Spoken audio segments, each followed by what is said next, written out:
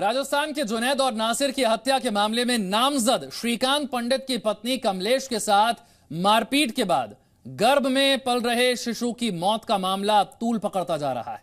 बच्चे के शव का पोस्टमार्टम होगा और डॉक्टरों की रिपोर्ट के बाद ही यह तय होगा कि राजस्थान पुलिस पर लग रहे आरोप कितने सच्चे हैं। आरोप यह लग रहा है कि राजस्थान पुलिस की पिटाई से गर्भस्थ शिशु की मौत हो गई।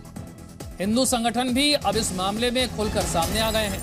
श्रीकांत के घर में घुसकर पत्नी से मारपीट करने वाले राजस्थान के पुलिसकर्मियों पर हत्या का केस दर्ज करने का दबाव है अब पुलिस पर। एसआईटी ने रविवार को ही शिशु के शव को बाहर निकालकर अस्पताल भी पहुंचा दिया।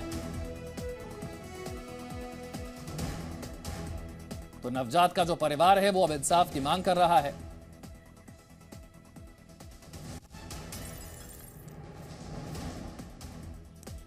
और भिवानी में हुए इस कांड पर असदुद्दीन ओवैसी ने एक बार फिर से अपना बयान दिया है। उन्होंने कहा कि जुनैद और नासिर को जिंदा जलाया गया है। और फिर वो लोग आए और देखे, हम तो नहीं थे, जब आए देखे यहाँ पत्थर भी थे हमारे साथ। तो आजकल केंद्र सरकार ने जेड कैटेगरी हमको दे दी है, तो वो भी एक बहुत बड़ा हम पे बोझ है। तो खैर वो लोगों ने भी देखा, पुलिस ने देखा, वो उनको पता चलेगा। वो आप लोग अपने सोर्सेज का इस्तेमाल करिए भाई। वो कैमरे में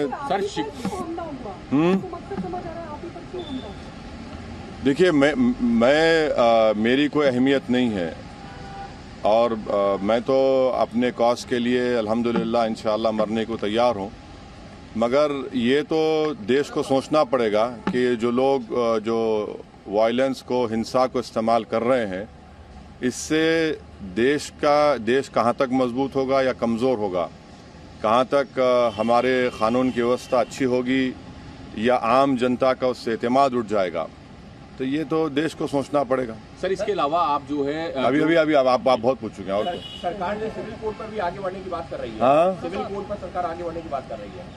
हाँ, आगे का बयान। हाँ। तो असदुद्दीन ओवैसी ने कहा उनके घर पर जो हमला हुआ उसे लेकर वो अपना बयान दे रहे थे और उसमें उन्होंने ये भी कहा कि जुनैद और नासिर को जिंदा जला दिया गया। मेरी तो बिसात ही क्या है, मैं तो अपने कॉज को लेकर काम कर रहा हूं और उनके घर पर जो हमला हुआ है उसको लेकर अब जांच तेज कर दी गई है। लेकिन जुनैद और नासिर के मामले को लेकर वो अपनी आवाज उठा रहे हैं।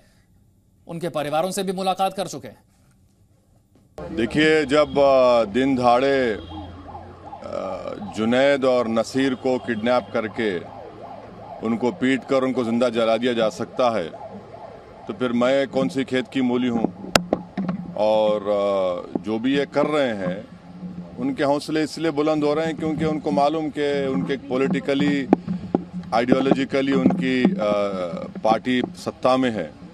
और इसीलिए चाहे जुनैद हो, नसीर हो या जहाँ कहीं भी इस तरह से दलितों को, आदिवासियों को होता है, तो फिर असदुद्दीन ओवैसी एमपी ज़रूर है, मगर अब उनके हौसले बुलंद हैं। वो लोग रेडिकलाइज हो चुके हैं और उनको लगता है कि वायलेंस के ज़रिए से वो अपने एजेंडे को मुकम्मल कर सकते हैं।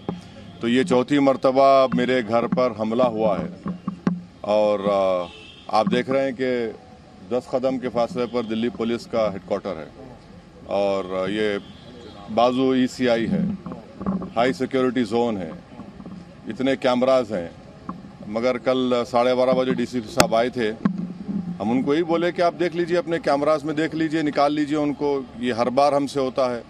पिछली गेट से हम स्पीकर साहब से इजाज़त लेकर पिछली गेट का परमिशन खुलाए, क्योंकि एक बार अंदर घुसकर हमारे जो डोमेस्टिक हेल्पर हैं, जो 50-60 साल से यहाँ पर है, राजू लाल को उन्होंने पीटा था, वहाँ पर जाकर उन्होंने यूपी इलेक्शन के दौरान में लाइव टेलीकास्ट फेसबुक पर करके पत्थर मारे।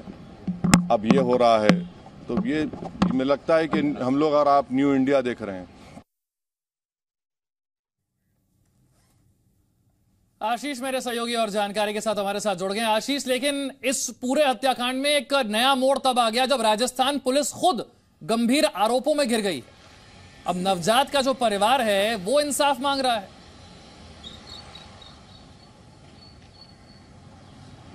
बिल्कुल, देखिए, पूरा का पूरा जो मसला है वो कहीं ना कहीं दूसरे ट्रैक पर चला गया है और आरोपी की जो पत्नी है उसके पेट में पल रहे बच्चे की जो केस को लेकर पूरी तरीके से अब राजस्थान पुलिस जो है वो फंस चुकी है और राजस्थान पुलिस पर ये आरोप लगे हैं कि जो आरोपी है उससे यहाँ पर पूछताछ के लिए बुलाया गया था और उस दौरान जो है राजस्थान पुलिस ने जो गर्भवती महिला है उसके साथ भी मारपीट की कोशिश की। अब पूरा का पूरा जो मसला है वो पूरी तरीके से अब दूसरे ट्रैक पर चला गया है और जिस तरीके से राजस्थान पुलिस पर ये गंभीर आरोप लगे हैं उसके बाद में भरतपुर की सांसद रंजीता कोहली ने भी साफ तौर पर राष्ट्रीय महिला आयोग को खत लिखकर कहीं ना कहीं भरतपुर पुलिस की मुश्किलें बढ़ा दी है।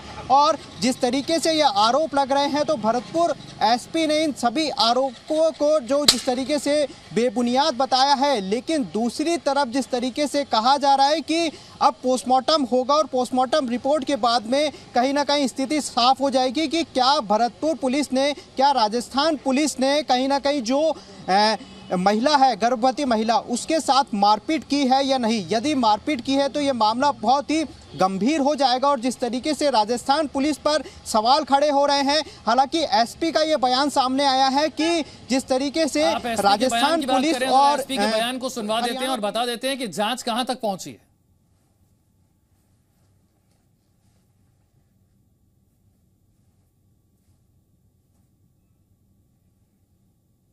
एलिगेशन सीरियस हैं, इसलिए हमने अपने तौर पे भी हमारे एडिशनल एसपी नूह श्रीमती उषा कुंडू जी को हमने इसकी जांच सौंपी है, जिसमें जो भी तथ्य है सोशल मीडिया चैनलों के ऊपर या कहीं से भी आए हैं उनके पास, तो इस संबंध में गंभीरता से जांच करते हुए इसमें जो भी सच्चाई है, अगर कोई भी लापरवाही हमारी पुलिस के द्वारा की गई है तो उसकी भी हम रिस्पॉन्सिबिलिटी फिक्स करेंगे।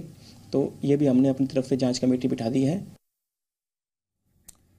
वहीं वीएचपी के प्रवक्ता विनोद बंसल ने कहा है कि उनके संगठन के कार्यकर्ताओं पर आरोप गलत हैं। ये बात के नगीना में परसों सुबह भोर में करीब 3-4 बजे के करीब 20-30 पुलिसकर्मी जो कि कुछ राजस्थान पुलिस के वेश में थे, कुछ सादा वेश में थे, उन्होंने गुंडई तरीके से जैसे डकैत करते हैं उस तरह से घर में धक्का मार करके अंदर घुसे और गर्भवती महिला को और उसको धक्का मार करके उसको गिरा दिया और उसका जो शिशु था 9 महीने भी पूरे नहीं हुए थे, वो मरा हुआ मृत बच्चा पैदा हुआ।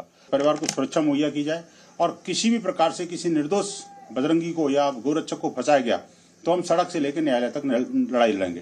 राजस्थान सरकार का कैरेक्टर सबको पता है कि वो हिंदू द्रोही सरकार है और पहले से ही इन सब मामलों में चर्चित है, इसलिए हमें उस पर भरोसा नहीं है। हम कह रहे हैं कि न्याय की जांच जो है सीबीआई से कराई जाए, जो निष्पक्ष हो और जो भी दोषी हो उसके विरुद्ध कठोरतम कार्रवाई सुनिश्चित की जाए।